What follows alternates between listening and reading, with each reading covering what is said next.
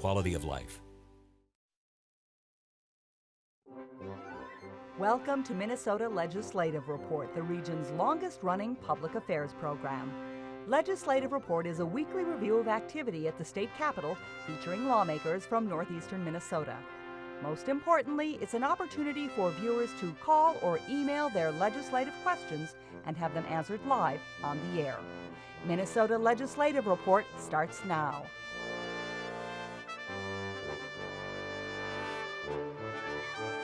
Hello and welcome to Minnesota Legislative Report. I'm your host, WDSE News and Public Affairs producer Greg Grell. Well, there are about 2 weeks left in the 2016 legislative session, and Minnesota lawmakers still have some major bills to get done. A transportation package, tax bill, and bonding bill are among those bills awaiting passage. This will be our final show of the session and your opportunity to find out where legislators stand on these key issues and more. You can call the studio with your questions by dialing 218-788-2844 or our toll-free number, which is 1-877-307-8762.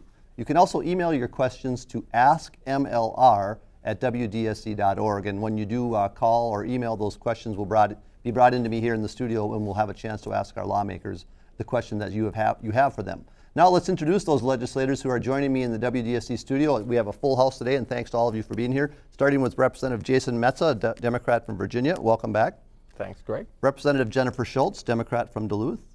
Representative Erik Simonson, also a Democrat from Duluth. And Representative Mary Murphy, a Democrat from Hermantown. And I'm glad you're all here today. It's our final opportunity to ask questions. And let's start out with kind of the big issue of the week. The Senate failed to pass its bonding bill by just one vote. This was the Democrat-sponsored bill. It was about a $1.8 billion bill, kind of the high end of the spectrum.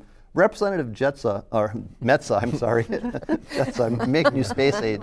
Representative Metsa, without this bill passing in the Senate now, it almost makes the possibility of a bonding bill kind of bleak for this session, do you think? I think we've been feeling a little under the gun right now on the House side, at least, to get some semblance of a bill put together at all. And so I think overall, once we get a little closer with the Senate, it's not, I guess, typical for a bill not to pass, but at the same time, I think that one vote with a little tweaking shouldn't be too much to navigate over in the Senate. And I'd look forward to getting a bill together in the House side. We were asking last week and didn't really hear much at all from the Republican leadership as to what their plans were for putting it together. Representative Schultz, as Representative Metsa mentioned, the House has not yet revealed a bonding plan. Of course, the GOP controls the House, so they really set the agenda for that. Do you think we're going to see something this week? I'm not sure, but usually the bonding bill originates in the House and then it's sent over to the Senate. In this case, the Senate had to use a different bill for a vehicle for their bonding bill, and they used the HHS bill. And it's not a bonding appropriation bill, so there could be technical problems with using that if it did pass and then came over to the House. So it sounds like things are going to be going to conference committee. The Republican senators were really concerned about the $1.5 billion of that bill. They did introduce an amendment for, I think, $900 million that didn't pass on the floor. Mm-hmm. So I'm hoping we're going to get a bonding bill, but there are forces beyond our control that may not want any bills to pass this session. So we'll see. Representative Simonson, well, how about you? What do you think about the possibility of a bonding bill happening? Do you have any optimism? I think it's a very real possibility that we don't pass a bonding bill. You never know what will happen in the last 2 weeks here, obviously, but the way it's setting up, that if the House Republicans want to hold out and wait for a tax bill to pass first, it's not going to happen. So we'll see what happens, because in theory, the bonding bill should be the least controversial bill that we pass. Mm-hmm. If you take away taxes and transportation, bonding is pretty good for the state, no matter which party you're in. So it would be unfortunate if we didn't pass one, but I think it's a very real possibility. Representative Murphy, as Representative Simonson said, a bonding bill is pretty important to the state as far as putting people to work. Would it be really a big disappointment if the bonding bill wasn't passed this session? I think it would be a real disappointment to the people of Minnesota, all across the state. And it is important for jobs, and it's important for the infrastructure. And the more that you wait, the higher bills or the costs of projects goes up, it usually doesn't go down, and the holes get bigger and the bridges get weaker and the forests don't get clear cut as quickly, and a lot of jobs depend on the infrastructure that the bonding bill gives Minnesota. We have a big problem. The Senate did not pass the bill by one vote, as you said, and there is no Democrat that voted so that they could bring it up for reconsideration. And usually when you see your bills going down, you get somebody to vote so that they could bring it up for reconsideration at a later time. And this did not happen on Thursday. And so we don't know, plus the fact that they put it on a bill that has some technical problems over in the House anyway. It would not surprise me if we do not have a bonding bill. Now, Representative Simonson, you mentioned in your answer about the bonding bill that we're still waiting for a tax bill. We've actually been waiting since last year on that tax bill. We've talked about this a few times on Legislative Report this year. Is there any movement at all on a tax bill? Has there been conference happening at all? There's not, and the conference committee has not met in any official capacity. That we still have the tax bill from last year. There's also a sort of an omnibus tax bill put together for this year. That has not gone to conference yet either. So I think there's a lot of posturing and waiting to see who's going to move first here, but you got to be careful when you do that because you can very easily run out of time. And talk about the fact that we haven't had a tax bill for 2 years. How does that hurt the state? What's not being done? What's in those bills that could help the state? Well, there's a couple of points. First of all, when you have a budget surplus, you don't necessarily have to have a tax bill. So we, in theory, could adjourn at the end of May here and go home without passing a tax bill and have no real negative impact. But what's in the tax bill that is really important to a lot of Minnesotans is federal conformity. So when you have things that are passed at the federal level by Congress and signed by the president, you want to make sure that your state aligns with the tax code as much as possible so that your taxpayers across the state can get the best advantage. And a lot of tax conformity provisions in both of those tax bills. So if there was going to be a negative impact, it would probably be felt there by the income taxpayers the most. And all of us that have already done our taxes, right? April 15th has passed. We saw that when we fill out our state form, certain things that have to be changed. Right. So that would be a good thing. Representative Schultz, we've been wanting to ask you, since you haven't been here for a couple of weeks, a little bit about health care. What's going on with health care? That's kind of your area of expertise. And I know the recent bill that passed you weren't very happy with. Right, so the House version is very different from the Senate version. So the House version, they had a zero target, and they actually did spend some money by cutting programs like the MNsure IT software that we need to sustain MNsure, the online exchange where people go and shop for health insurance. And they basically tried to defund that through the back door. But the Senate version is much better, of course. It's being controlled by the Democrats. And there are things in the bill to increase pay for home and community-based services, increase dental payments in the Medicaid program, which is important because our state is the lowest in Medicaid reimbursement for dental. And that's difficult for some people to find dental providers in greater Minnesota. They address the medical liens that were been brought up in the press the last few months. They suggest that the DHS goes after a federal waiver to reform our health insurance programs and expand coverage to those who are at 275% of the federal poverty level. There's waivers, options to also make sure coverage is continuous, 12 months of continuous coverage, more flexibility in open enrollment periods for public health insurance programs. So there's a lot of good stuff in the Senate bill. There's not very many good things in the House version except for cutting programs. There's two programs that will help greater Minnesota. One is $1 million of investment for training rural healthcare providers, and Duluth, the School of Medicine on the Duluth campus should benefit from that. And then there's they're addressing the medical liens, of course, in the House version, and some money for community-based services and mental health issues. And the priority, the mental health in St. Peter's Security Hospital, that's addressed in the Senate bill, and it's not sufficiently funded in the House bill. Okay, and I was going to ask you about mental health, but you've answered that question, so we'll move on to Representative Metsa. 2 weeks ago, the House passed one of its major funding bills. That was the Agriculture, Natural Resources, Energy Jobs bill. Had other state programs as well. Talk a little bit about what that was in that bill and what you thought of it. Yeah, so essentially the Jobs Committee had about a $13 million increase in their budget from the previous biennium.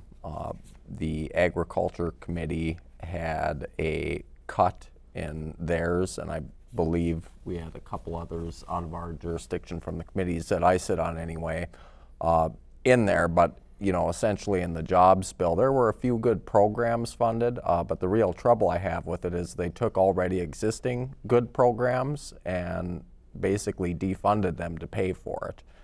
And you know, I think we've starting to sound repetitive as we're out, you know, legislators all over the state this year, and we have a surplus that we should be making some investments in these programs, some of which were in the jobs bill.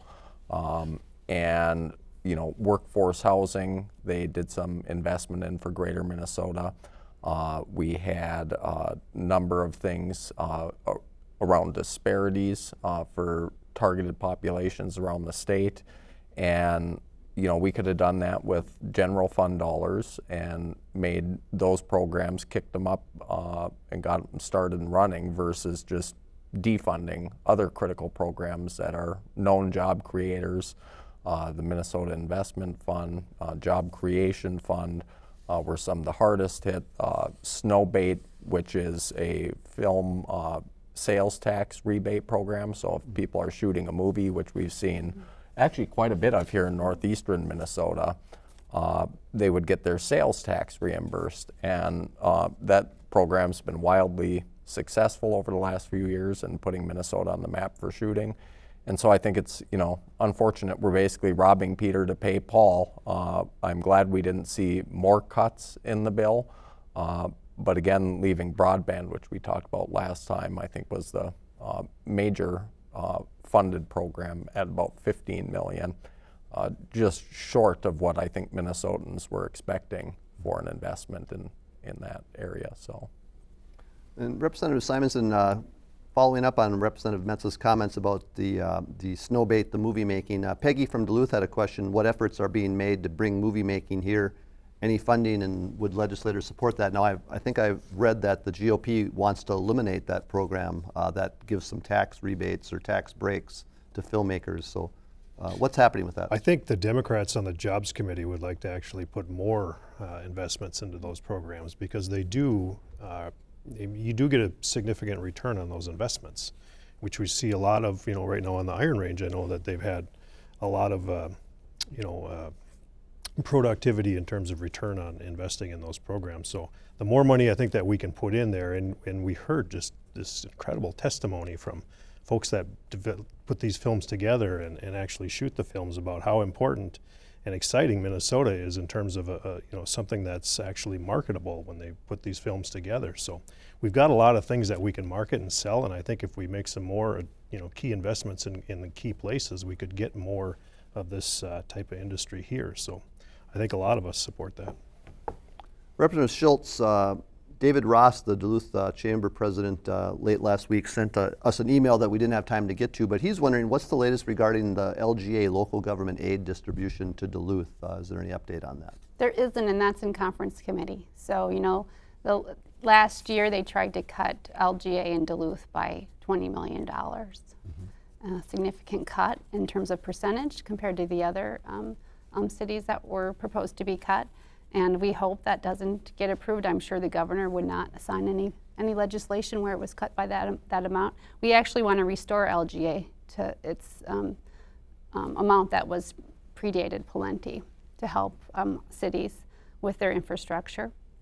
So we would never, I'm hoping with the democratically controlled Senate and the governor's office that won't happen. All right, and Representative Murphy, I imagine LGA is important to some of the communities in your district as well. It is, and in fact, I have a bill in with Senator Bach that changes the amount of LGA from the current amount for new cities, and the new city of Rice Lake would receive advantages from that. Right now, the current law says that if there's a new city, you get $1 per capita. And so that would only be just under $5,000 for Rice Lake's LGA.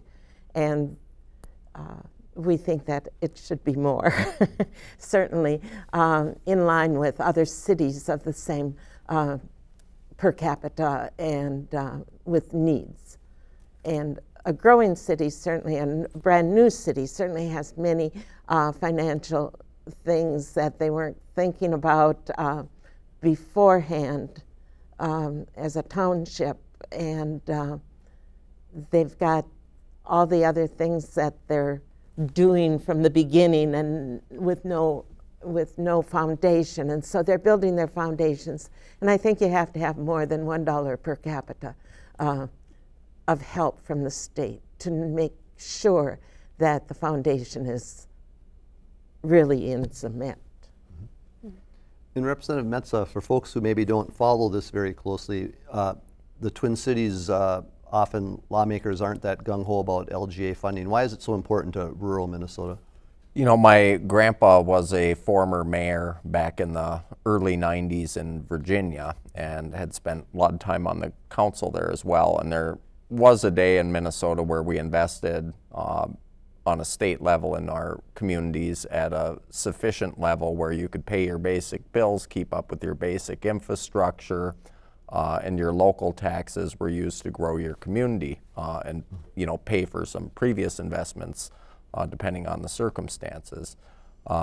Now we've seen LGA, our county aid as well, cut to the bone over the past decade or so.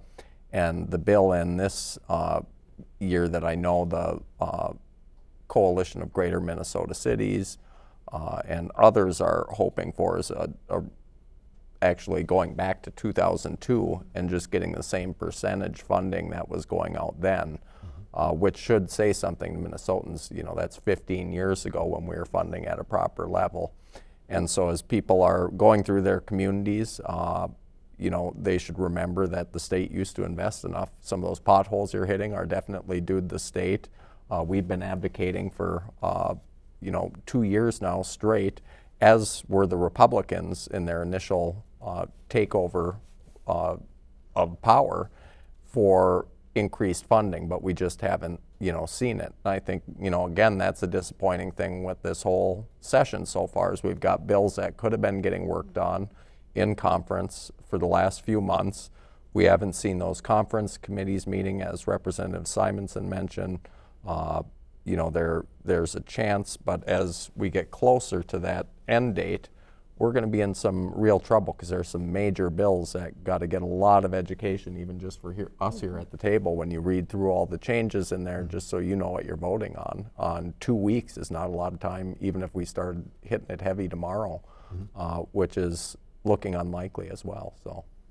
And this, your answer kind of follows up nicely with the question we got from Jim in Hibbing. He's wondering why didn't the cities fix the roads and bridges years ago, and maybe some of that LGA is limited funding. Yeah, and so there are as well local rules. If you know, you get a, say, bad underlayment with the material you're putting down, that's not the pavement, whatever fill you're using, and it's settled improperly, you know, creating a higher likelihood for cracks and potholes.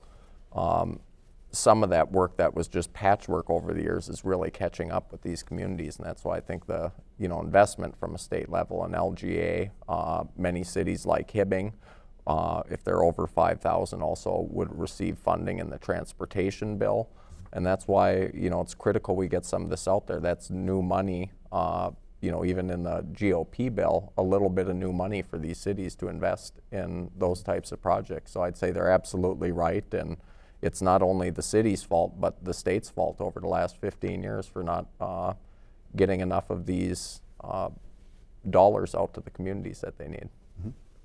All right. Representative Schultz, we had a caller from Grand Rapids who is wondering what can be done to improve the safety net for students. And she's talking, or this person's talking, according to the students to counselor ratio at public schools. Would like to see that safety net a little stronger. Right, this was a priority for Senator Bach, is to increase the number of support staff and staff, social workers that could deal with mental health crises for students or identify them before it happens. So there is money to increase that in the Senate bill. I'm not sure it's sufficient in the House bill, but it is a priority. And if we pass an education bill, I hope that funding remains in the version that the Senate has. Mental health is the #1 priority for teenagers in high schools, and the state of Minnesota is at the bottom in terms of that ratio. So it's not something to be proud of, and we're falling behind in funding public education in Minnesota. And what's happening is they're cutting the support staff that families need, that they rely on. Mm-hmm. And Representative Murphy, you're the DFL lead in education finance. What can you tell us about adding counselors, money for counselors? Well, even as late as 3 weeks ago, Governor Dayton submitted a change to his supplemental budget and said that there should be $13 million more added to the school's support staff, including counselors, and especially counselors. And he was talking about nurses and other support staff, the psychologists and other support staff too. But that just fits in. But that didn't, that recommendation was after our deadlines even, and so it really didn't have a lot of impact on the bills that passed or putting it in to the bills that passed, but it was for consideration in the conference committee. But there isn't going to be a conference committee on education per se. We are having a conference committee on the supplemental budget, and that's all finance committees put together. And that conference committee was named last week, and there are 5 Republicans on it. Mm-hmm. And so if it wasn't a priority before, it's not going to be. Jennifer Loon was one of the appointees, and she is the K-12 finance chair, and or E-12 finance chair, and but it wasn't a top priority in her bill either. In Representative Schultz, we seem to be seeing at least some more attention being paid to mental health issues, and I know that's becoming more of a priority at the state level. It is, and it's even a priority at the local level. In Duluth, we have a organized group of individuals from different organizations in the community that are tackling mental health and trying to come up with a way to triage individuals into the right core set of services, and that we'll probably put a bonding bill together for that in 2 years. It is a priority, but you know, the Republicans, they're just not serious. We heard a lot of bills on mental health and funding mental health, and they're just not doing it. So what we heard in the testimony, we spent a lot of time in committees going through bills and hearing people testify about the needs of their communities, and then there was absolutely no action. None of those bills made it into their final bills. And that's indicative of in the other committees in the House side. And you know, it's Mother's Day today, and there's a lot of bills that came through the Republican side in the House that attack mothers. So there's no paid sick leave, there's no addressing wage inequities between men and women in the state. They want to close the clinics that serve women's reproductive needs. The Republicans voted not to make it easier to get contraceptives. And in this state, we've seen that unintended pregnancies are falling because of the investment we made in contraceptives. So it's difficult to be a mother, and we have a lot of working mothers in the state, and we should be helping them as much as we can. And the Republicans are just doing nothing and actually attacking women. All right. Representative Simonson, one of the other big issues that both parties agree on is transportation funding, but what we can't agree on is how to pay for transportation funding. That's waiting action, another holdover from 2015. What can you tell us about transportation funding, and if anything is happening, do you think we're going to reach some kind of agreement to increase funding for transportation? That's a very good question. And again, I would say it certainly doesn't look like it today. But the biggest differences are this. The Democrats believe that we do need to invest new monies into transportation all across Minnesota. And the best way to do that is to identify a brand new revenue source and dedicate those funds through our Constitution to transportation. I'm a big supporter of the gas tax, if for no other reason than it gives us a dedicated fund, a new source of revenue to do that. The Republicans say we need to invest in transportation, but we want to take the money from the general fund and redivert it to transportation. That sounds like a good idea on paper, but it leaves us a hole in the general fund. And when we're talking about, funding needs in education or mental health or health and human services or other areas, public safety, if you pull monies away from those programs to put it towards transportation, you just set us up for a problem here into the next biennium. So all of this discussion about we need to make an investment, what we need to do is take that step, invest new monies, new revenues into transportation, and be done with the problem. Mm-hmm. All right, Representative Schultz, did you have something to add to that? Well, a report just came out that showed that, we have a higher state income tax in Minnesota, but high income earners are not leaving our state, as some Republicans like to think they are, because we're a high tax state. We've actually increased the ranks of those earning $1 million or more by 15%, and we've increased the top ranks income earners by 6% in the state. So we haven't seen people leaving the state because we're high income tax. In fact, I think they value the services we provide. And people are saying they want us to invest in transportation, public transit, roads and bridges, and infrastructure. And we're not doing that. And gas prices low. Other states that are controlled by Republicans are increasing the gas tax. And we should definitely consider that. That should be on the table to fund transportation, so we're not taking money away from the other public programs that people value.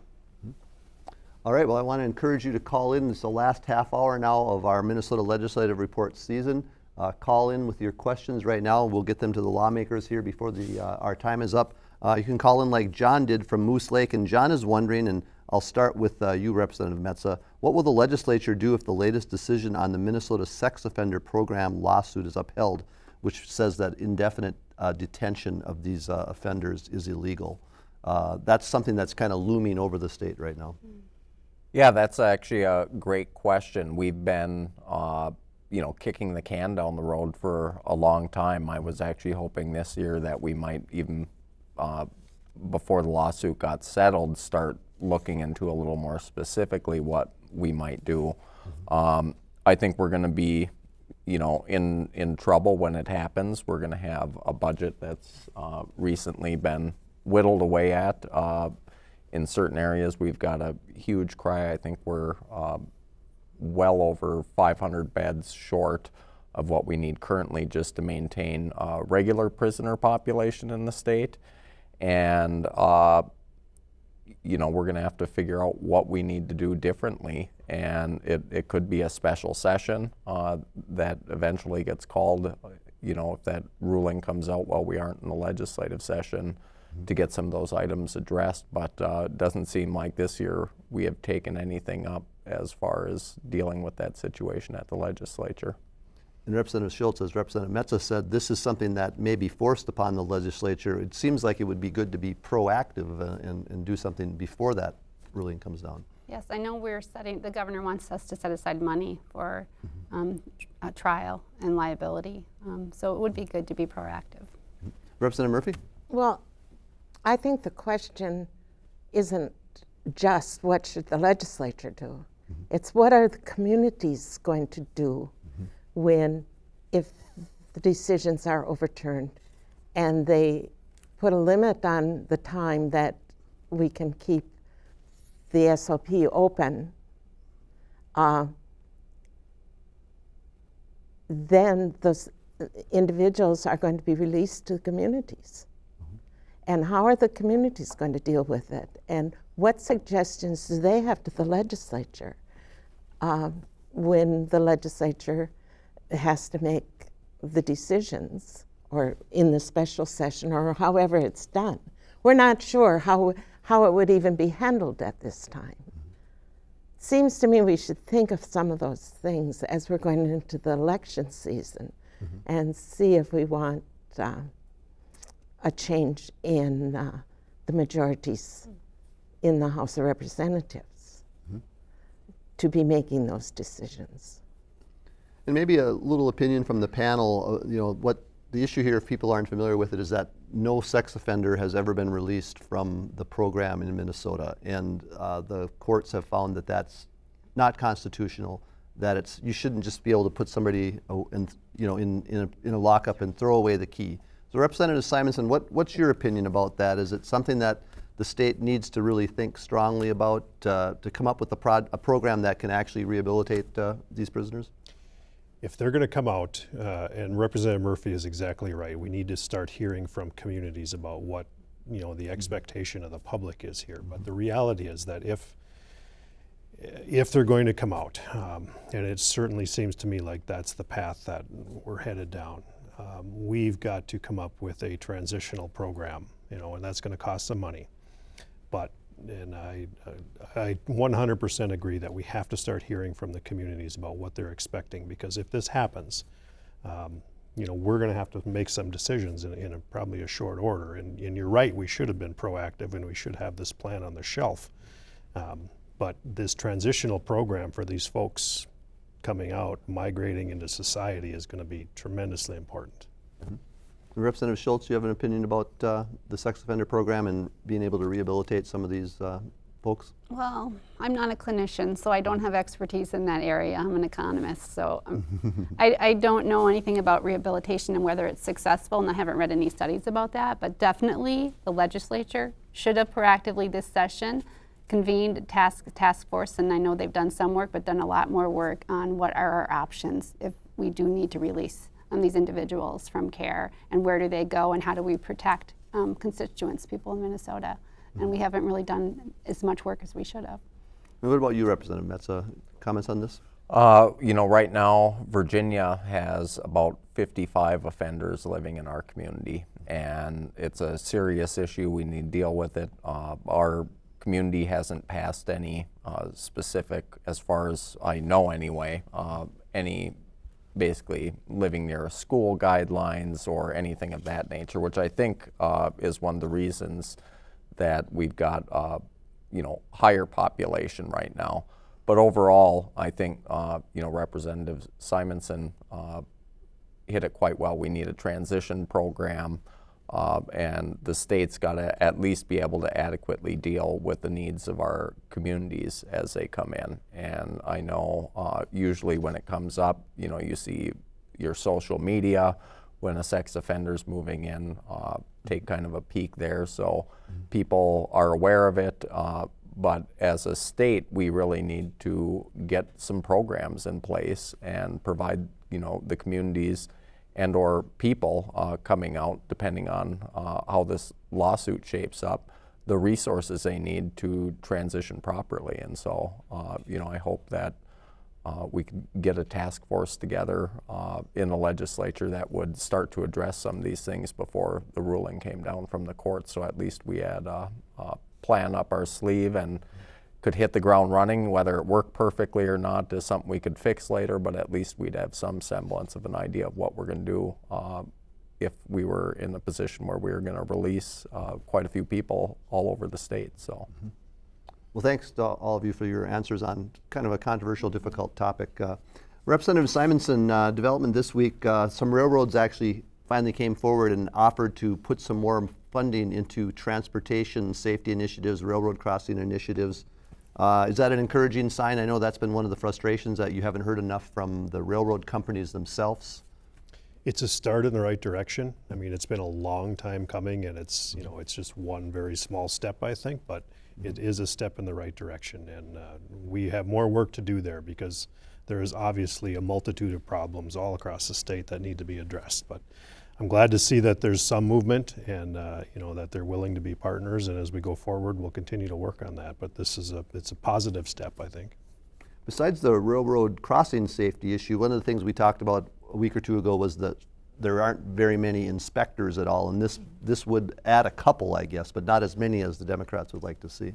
Right, and I think, inspections are an important piece to really any area of transportation. This is a critical piece, because if you want to keep trains on the tracks, you got to make sure that people are doing the work and doing the inspections and making sure that things are adequately done and safety measures are taken, and that's very important to both, the communities that these trains are passing through, as well as the train companies themselves. It's a critical issue, and it's, like I said, it's a small step in the right direction, but there's still a ways to go. Mm-hmm. Representative Schultz, John from Two Harbors is wondering, has there been any consideration at the legislature of increasing the smoking age to 21? I believe there is a bill. I don't think it's been heard by committee. It's probably introduced every session. It's probably a good idea. We have been trying to regulate other forms of smoking, e-cigarettes, and how dangerous that that liquid can be to individuals. And so I think we should consider that. It's a very big expense in our public health insurance programs, smoking. So the costs are very high, and the trend is that smoking rates have been falling, which is good. And that looks like taxing cigarettes has been successful, but that's a very regressive tax, since lower income individuals are more likely to smoke and buy cigarettes. So changing the smoking age, I remember when it was changed to 18 in Wisconsin, and we saw a decrease. And when they start, it's very addictive, so we can deter starting. I think that's important. So I was just going to say, so the theory there is that if you don't start at an earlier age, maybe by the time you're that age, you're not going to start smoking at all. And that's the hope. All right.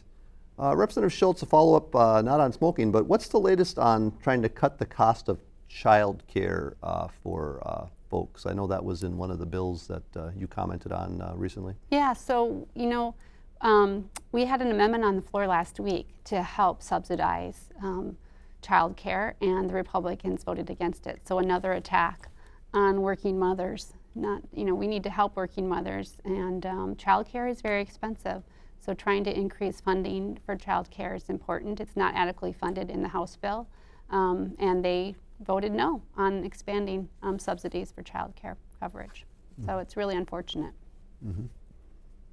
And we had a follow-up from Troy in Grand Rapids about funding transportation. He's wondering about just a gas tax in Itasca County. Can counties decide to increase a gas tax, Representative Murphy? Yes, they can. They got that permission several years ago.